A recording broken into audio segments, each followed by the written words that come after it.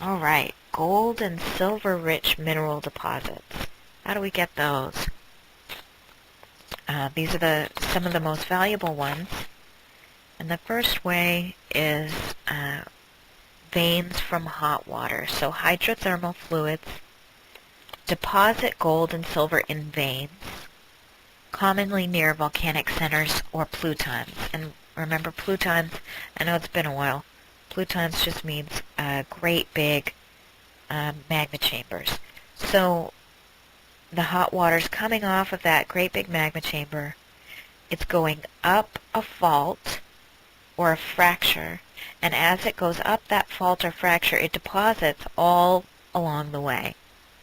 Okay, and so now our fracture is filled in with gold or silver, and that is a vein. Okay, veins can form during metamorphism and redistribute gold, or gold veins can be introduced later. So with the high heat and high pressure, you can mobilize that gold and redistribute it. Gold is dense, it's really heavy, and it accumulates at the bottom of river gravels. So you can find it in old river deposits, and you can find them sometimes in modern streams. Gold-bearing conglomerates. So this would be like the river deposit. Some gold-bearing gravels have been buried, like in South Africa. This is common. Low-grade gold deposits. Gold is so expensive that large volumes of rocks that are only a little bit rich in gold are sometimes mined. And this is becoming the case more and more as the price of gold continues to increase. And I actually have a friend working on laying the groundwork for a gold mine up in Nevada that's this case. They're having a big open pit mine for a pretty low-grade gold deposit just because the price is so high right now for gold that it's actually worth it to make this enormous mine to get this lower grade deposit, because it's still going to be profitable. It's kind of amazing to think about. Byproduct gold. Gold is produced from large copper mines, adding more value to the copper ore. Okay, so along with the copper deposits, you can find gold as well.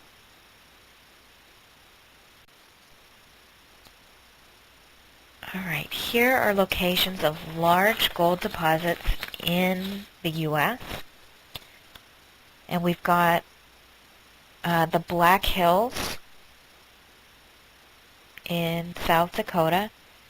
They have layers and veins of gold in metamorphic rocks that probably originally formed on the seafloor. Okay, so from black smokers from these hydrothermal vents on the ocean floor, where all of that mineral-rich water was spewing out, you formed the gold that's in the Black Hills in South Dakota. The next one is in Nevada. Nevada has large, low-grade mines in sedimentary and volcanic rocks. The Sierra Nevadas have high-grade veins in shear zones and gold in gravels. And we have them here in Arizona, mostly byproduct from copper mines. And what you'll notice if you ever live in a copper mining town or a gold mining town is that the mines will open and close depending on the market. So if the price of gold or the price of copper is high, then they will be open, and if the price goes down, then they just shut down the mine, and everybody that works there either moves to another state, to another town where mining is still going on, or has to find a new line of work. So it's a very on again, off again type of deal. It's kind of strange.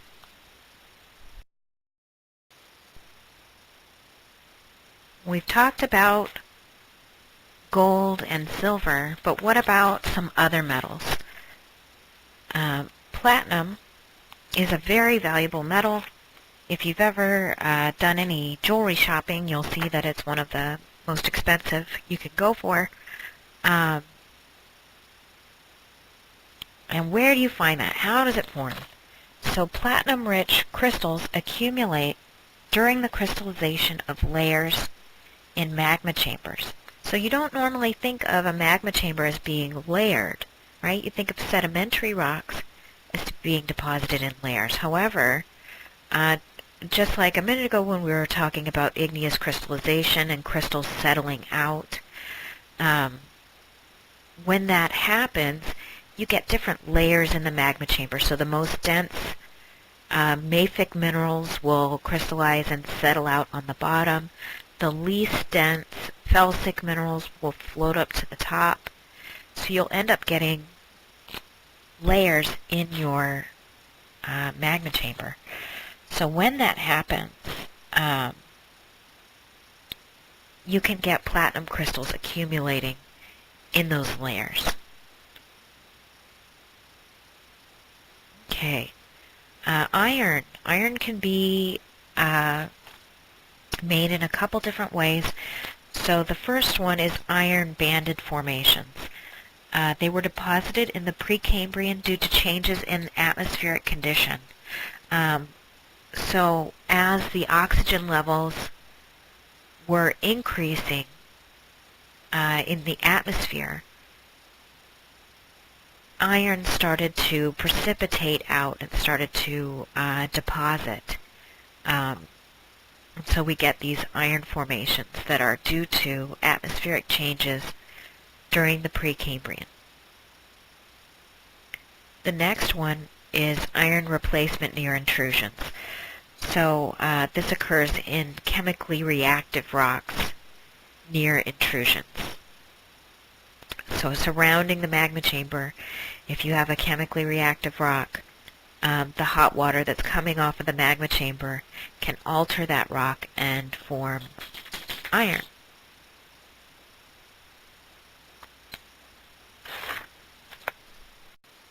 Our next mineral of interest is copper.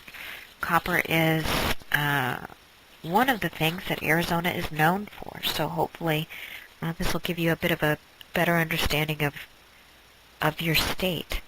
So the first type of deposit we're going to look at are porphyry copper deposits. Okay, porphyry copper deposits form near plutons below composite volcanoes.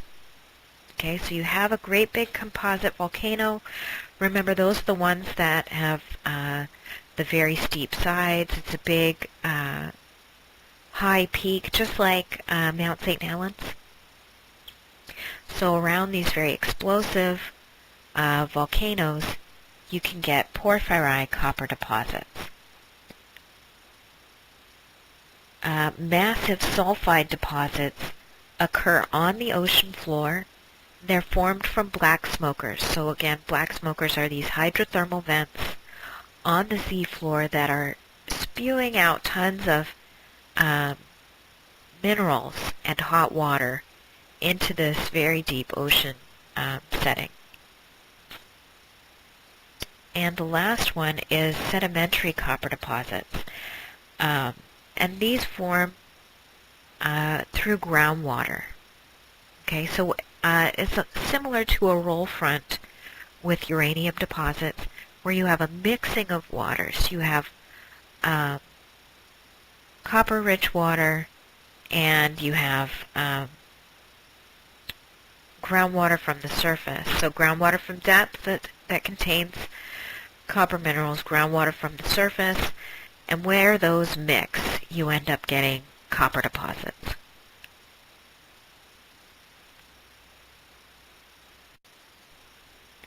Alright, describe what happens when a copper deposit is weathered. Okay, weathering leaches copper from the top, leaving the rocks reddish colored. Okay, below that, copper is precipitated, or reprecipitated really, at the water table, enriching the deposit. Okay, so you end up getting red rocks and sort of grayish green rocks. Okay, so you can see on this real-life example, this is Silverbill, Arizona. The weathered rocks are the red ones on top, and the enriched ones are the ones that are sort of a grayish green below that. So you've leached the copper out of that top layer, out of the weathered layer, and it settles and deposits below that in the enriched area. Okay, two other ways, or two other types of metal deposits. Here we're talking about zinc and nickel. So describe how lead-zinc deposits form. Okay. Here we're looking at Mississippi Valley lead-zinc deposits. They have lead and zinc formed by saline waters flowing through sedimentary rocks. Okay, again, saline water meaning it's just salty water flowing through sedimentary rocks. So as that flows through, it interacts with the rocks, and you end up getting the lead and zinc building up over this buried granite hill. Okay, the Sudbury nickel deposits formed with layered intrusions, perhaps triggered by a meteorite impact that left behind joints called shatter cones. Okay, so we've got a layered intrusion, so that means magma intruded into this area. You had a larger mass of magma, part of it settled out, so the heavier minerals on the bottom settled out, and you have shatter cones as well, which are results of impact. So that's what this image on the right is showing us. These are the shatter cones from impact. Alright, exploring for mineral deposits. Describe how we explore for mineral deposits. We've got 4 things we're looking for. Okay, number 1, we use geologic maps to identify favorable rocks and structures. So is this the right variety of rocks that we would find the ore we're looking for? Number 2, we're looking for rocks that are altered by fluids. Okay, so if we can find these chemically altered rocks, then we know we're in the right area. So we look for rocks altered by fluids. The third one is we analyze the chemistry of the rocks. Right? It's not enough just to look at it. Sometimes even a very trained eye will miss what's really going on. So you have to analyze the rock chemically. You break it down, powder it, you put it through a special electron scanning microscope, and you figure out what's really in there. The fourth one, you reconstruct the geologic history of the area. So sometimes events can make a deposit, they can hide a deposit, or they can destroy a deposit. So if you reconstruct the history, you can see exactly what you're looking at. Is it worth mining? And that's the overarching question. How is plate tectonics used to explore for ore deposits? Okay, you have to understand plate tectonics in order to understand where you're going to look for what type of deposits. So many mineral deposits are associated with rocks formed in specific plate tectonic settings. Okay, so for example, black smokers occur at divergent boundaries where the plates on the ocean floor are being pulled apart, and that's where you find copper and zinc minerals, okay, from those black smokers, from those hydrothermal vents. Okay, but you can also get the intrusion with nickel and chrome minerals just below that. So understanding that environment, understanding the way the plates work there, helps you understand where you can find these valuable minerals. Okay, similarly at a convergent boundary, so we're looking at a subduction zone here, and we can find chromium in slices of the oceanic crust that are in the accretionary wedge as that plate is subducting. Okay, we can also get copper and gold near the magmas where we get volcanism on the overriding plate. And then we can get lead and zinc in the interior of the continent as well. Okay, so again, many mineral deposits are associated with rocks formed in specific plate settings. So when you understand that, you understand where to go look for these valuable minerals. Finding buried minerals. Describe how we find buried mineral deposits. Okay, the most commonly used techniques are magnetic and electrical surveys. Okay, sulfide minerals conduct electricity really well. That's why copper gets used in wiring, because it's a great conductor. So magnetic and electrical surveys can tell you, do you have copper there? Do you have iron there? What sort of minerals are you dealing with below the surface? Also, geochemistry of the plants with deep taproots can help. So if you've got a plant on the surface with a taproot, meaning it's going way down below the surface to reach water, and it's got copper, some sort of copper signature in that plant, then you know that you should be looking below that plant. Okay, so looking at the graph versus the block diagram here, when you're looking at the area where the ore is located, we've got a peak on our graph. Okay, so that's what it's going to look like when you go over ore that is highly magnetic. Okay, so something like iron.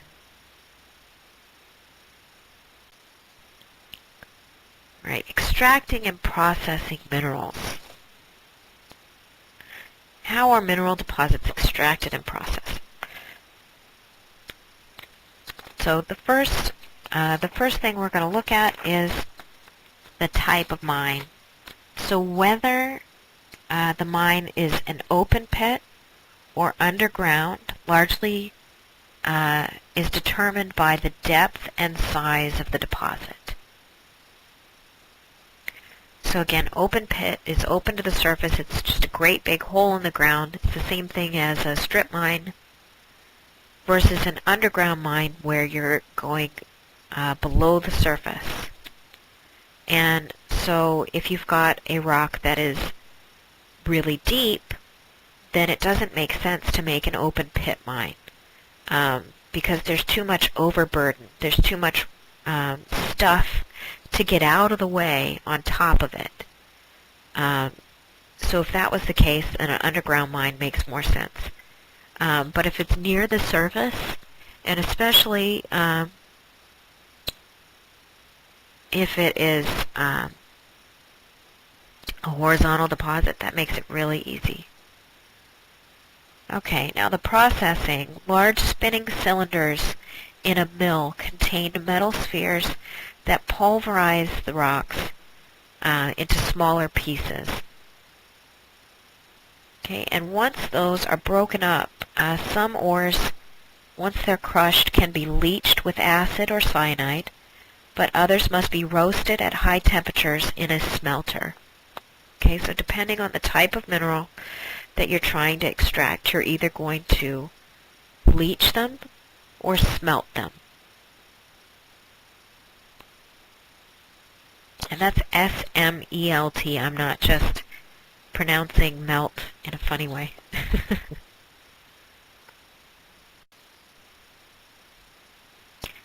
Okay. Why are industrial rocks and minerals so important to society? Industrial rocks and minerals are used to build much of the infrastructure of our civilization, such as highways, bridges, water pipes, sewer lines, houses, and buildings. Okay, so we need these. We use them for everything. Industrial rocks and minerals are used to build much of the infrastructure of our civilization, such as highways, bridges, water pipes, sewer lines, houses, and buildings. Okay? So what we're looking at here, the cement, concrete, and sheetrock.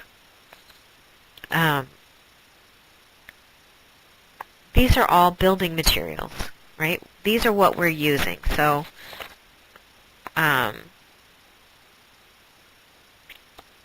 cement is made from limestone, so is concrete.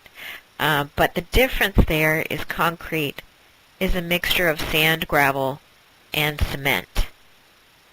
Okay, concrete is a mixture of sand, gravel, and cement. Concrete is a mixture of sand, gravel, and cement. And cement is made primarily from limestone. Okay, and people have been using cement for over 1,000 years. We learned how to do that very early on. You crush up the limestone, you have to keep it at the right temperature for a very long time. But then you can make plaster, you can make mortar, you can make cement. But in order to make that concrete, and in order to make the cement, you have to mine the limestone. You have to mine the gravel. You have to mine the sand. So all of these things need to be used for everything that we're building all the time. Okay, what are some other important industrial minerals? Okay, we just said what are some other important industrial minerals? First one is sand and gravel. You may not think of that because you see sand and gravel everywhere here, but it's actually mined, and it is the most used earth material. 10 metric tons, that's 22,000 pounds of sand and gravel, is used per person each year. That's an amazing amount, 22,000 pounds per person each year. So sand and gravel, remember, is the most used earth material. Crushed stone is mostly used for aggregate, decorative rock, and railroad beds. Okay, so all of those xeriscapes yards you see around town, those rocks had to be mined and crushed. Silica sand, pure wind-blown quartz sand, is used to make glass, ceramics, and microchips.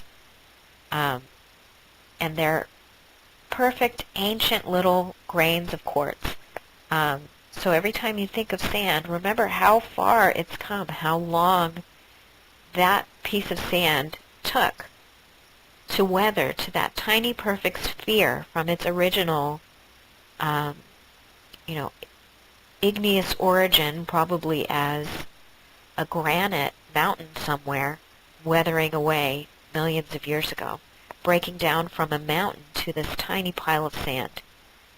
And they're perfect little spheres, so if you're ever at a dune, make sure you pick it up and look at it closely if you have a hand lens, and check out the shape, because they're not all different shapes. They're not angular at all. They're all perfect spheres thanks to the wind blowing them and knocking off all edges.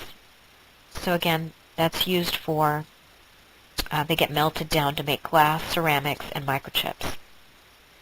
Clay minerals. The term clay refers to a size of particles and to a family of platy minerals. It's used in tile and other ceramics, bricks, and expensive paper. Salt. Salt forms from evaporite deposits. When salty water evaporates, it leaves behind the minerals. It's used in many chemical processes, water softeners, and for consumption. It's used on icy roads, all sorts of things. Phosphate. Phosphate forms from the remains of organisms, and it's mostly used as a fertilizer.